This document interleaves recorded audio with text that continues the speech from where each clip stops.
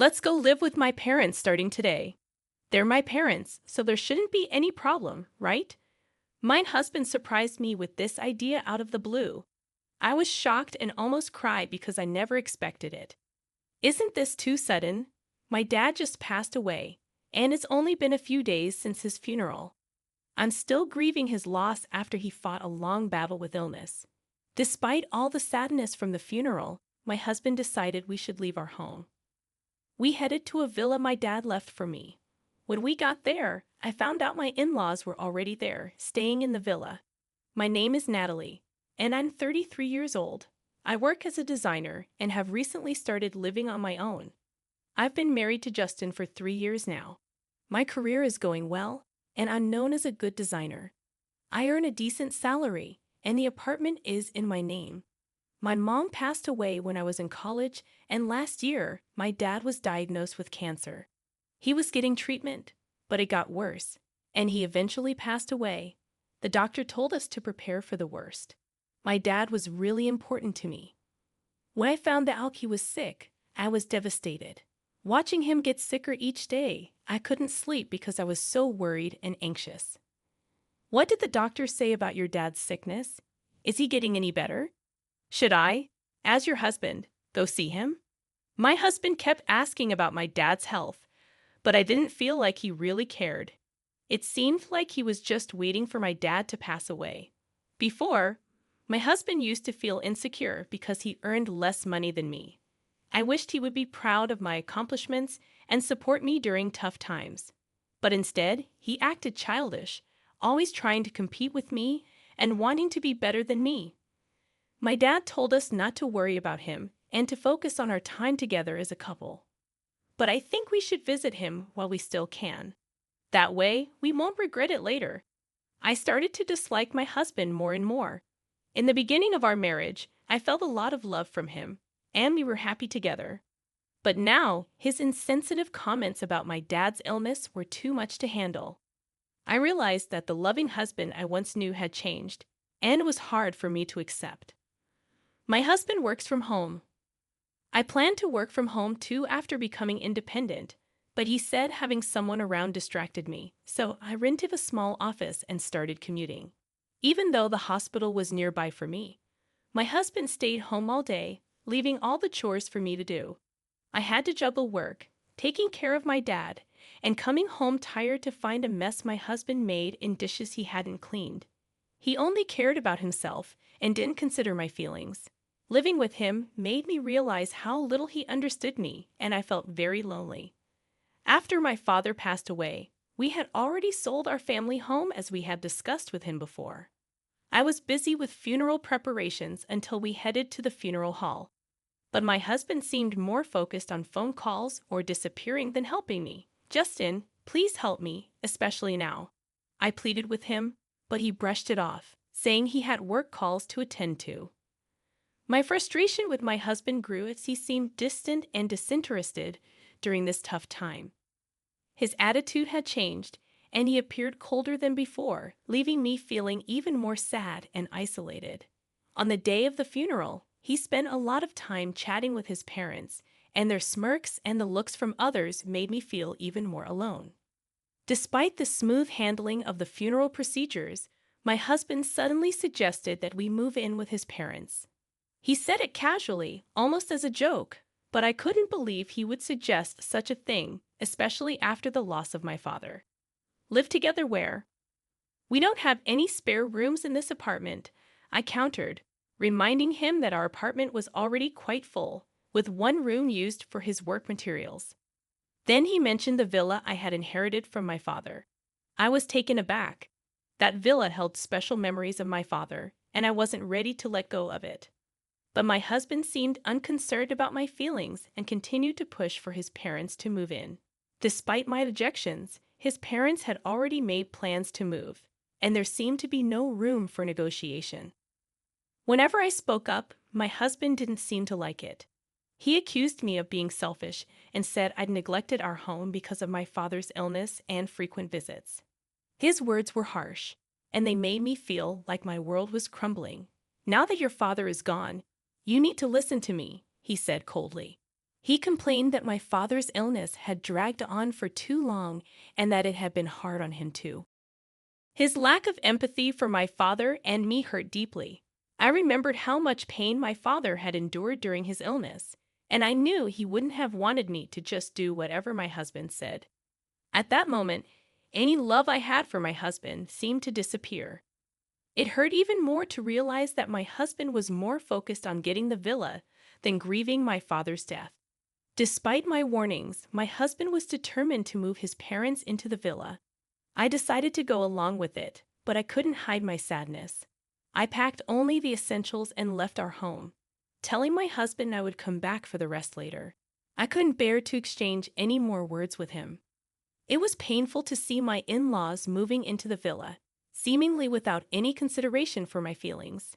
But I followed my husband silently, refusing to accept that my special place would be taken over by his selfish desires. Even though it's technically called a villa, it's just a regular house by the sea, located in a normal neighborhood where people lead ordinary lives.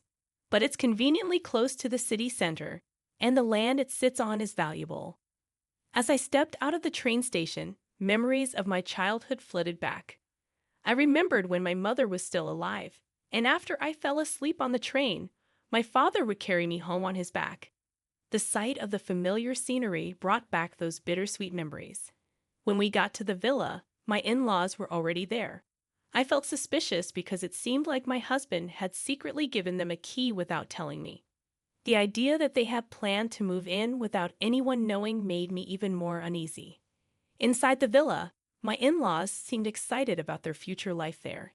They admired the sturdy furniture my father had chosen, which had a slightly different European style, probably influenced by my mother's taste.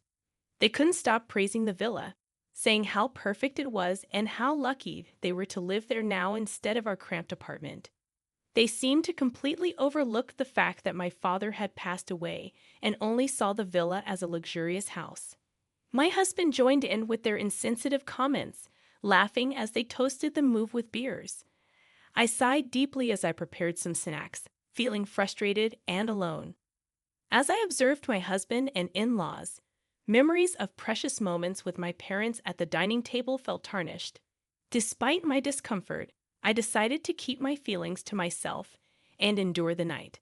However, the next morning, the peaceful atmosphere of the villa was shattered by my mother-in-law's loud scream. I quickly realized something must have gone wrong. As I woke up, I saw my father-in-law and husband fussing around, while I took a moment to reach the source of the commotion. In the bathroom, my mother-in-law was on the floor, holding her foot in distress. "The floor just collapsed beneath me," she gasped, clearly shaken by the sudden incident. My husband and father-in-law didn't seem to understand what had happened, insisting that the floor looked fine. They checked the spot she pointed to, but the floorboards appeared smooth and undamaged. Despite this, my mother-in-law was convinced that the floor had given way. Seeing their confusion, I suggested, "Have you tried stepping on that part of the floor with a slightly different color?" All three of them were taken aback and focused their attention on that spot. Stepping forward, I used my slippered foot to press on the differently colored section. Well, what was that?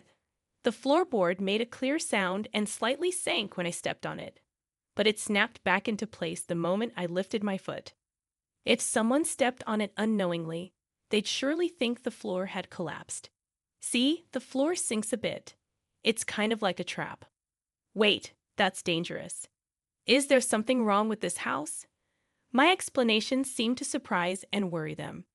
I calmly clarified, "It's not a problem with the house. My father intentionally installed it like this." "Why on earth would he do that?" they asked, puzzled.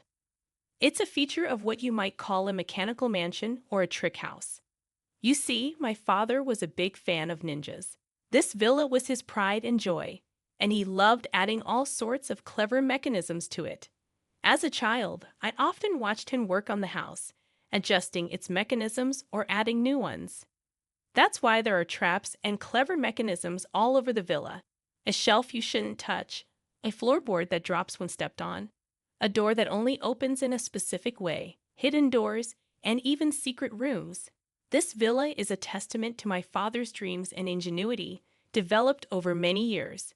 While I, having grown up visiting and learning from my father how to operate all the traps, have no trouble navigating them. It's a different story for my husband and in-laws, who are unfamiliar with them. I did warn you that living in this villa would be challenging. I also told you it's a place filled with memories of my father. My father's intense ninja obsession is well known among our relatives. It's surprising that you didn't know about it. My husband claimed he hadn't heard. But now he was speechless. My in-laws were equally stunned by this revelation. With our apartment lease already canceled and nowhere else to go, they looked to my husband for guidance. Amidst this, both my father-in-law and husband accidentally triggered another trap, causing them to fall. Seeing them on the ground, I couldn't help but chuckle. "Feel free to stay as long as you like," I said, though my tone was more sarcastic than sincere. They had been dazzled by the villa's luxury, ignoring my warnings and showing no interest in my father's hobbies. Now, their oversight was catching up to them. Even explaining the dangers of the traps fell on deaf ears. "This isn't a big deal. We'll get used to it," my husband responded confidently. Acknowledging his comment, I said, "I'll head back to the apartment to prepare for our move." However, in reality, I had no moving preparations. I planned to take a few days off and spend time sorting through my father's belongings. As expected, after just 2 days, my husband and in-laws had had enough. During that brief time alone, I found comfort in solitude and began to see things in a more positive light, making plans for my future. Before long, my father's villa became a small tourist attraction in the neighborhood. It was regularly featured in local newsletters as the trick mansion hidden in our residential area. When the villa was occupied, curious people would come to visit, drawn by the intriguing tricks. Looking back, I remembered seeing strangers touring the villa and local kids playing around, making it a lively spot. My father had listed both the villas and our old home's phone numbers in the newsletters. However, since our family home was sold and it's numbered inactive, all inquiries came to the villa's number. Thanks to my upbringing, I was able to handle calls from foreign visitors who didn't speak our language, but my husband and in-laws couldn't understand foreign languages at all. On top of dealing with the stress of constantly worrying about the traps, they were also overwhelmed by unexpected visitors and handling calls in languages they didn't understand. Exhausted and sleep-deprived, they stumbled back to the apartment. "Why don't we all live in this apartment together? Think about it." They had hoped for my father's passing to take over the villa, only to give it up after just 2 days. Instead of offering them tea, I handed my husband the divorce papers, already filled out and stamped. "There's no way we can live together from now on. If you understand, please leave quietly," I said with a deep sigh. My main reason was that I couldn't forgive him for disregarding my feelings and acting insensitively without discussing it with me or giving any explanation. My husband had made the decision for us to live with his parents, and he had never shared household responsibilities with me before. He left all the chores to me and seemed indifferent to my feelings. He acted selfishly and secretly decided to move in with his parents. I couldn't see myself continuing to live with someone like that. "What happened? You used to love me, right?" My husband's question, filled with his usual cluelessness, made me laugh. "Do you think I could love someone who wished for my beloved father's death and would rejoice when he passed?" I handed him the divorce papers and drove the 3 of them out of the apartment. "First of all, this is my apartment. If anyone has a problem, it should be you leaving." My husband raised his voice, not caring about the neighbors, but I stayed calm. "Natalie, I'll call the police for trespassing. If you don't want that, leave quietly.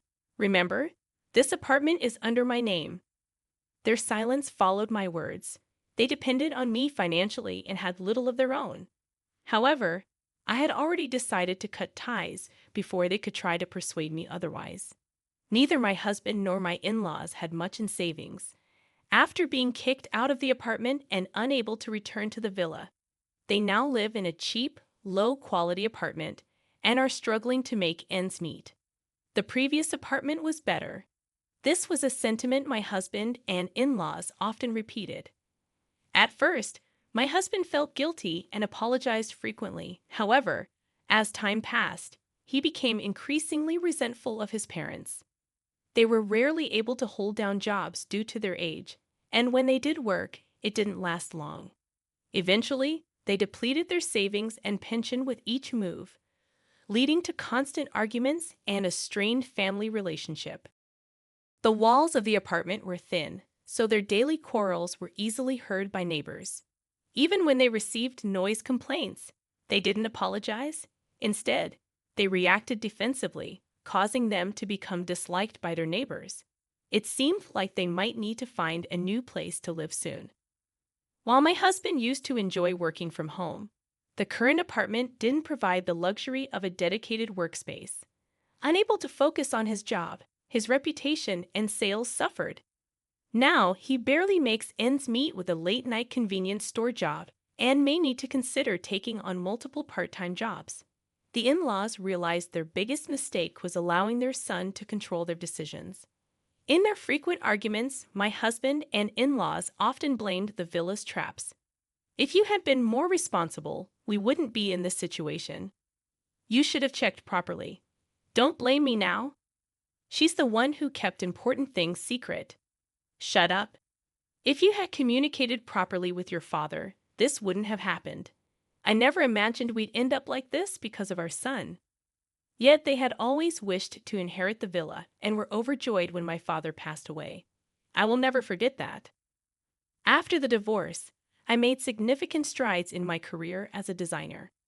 To cope with my father's death and all these events, I created designs incorporating ninja elements and shared them on social media. Their popularity grew rapidly, and one day, a major cosmetics company reached out to me.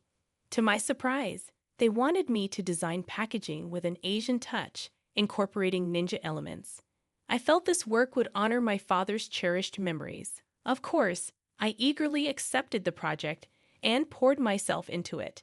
In the end, it was a huge success. This opportunity catapulted my career forward, allowing me to share joyful updates at my parents' graves.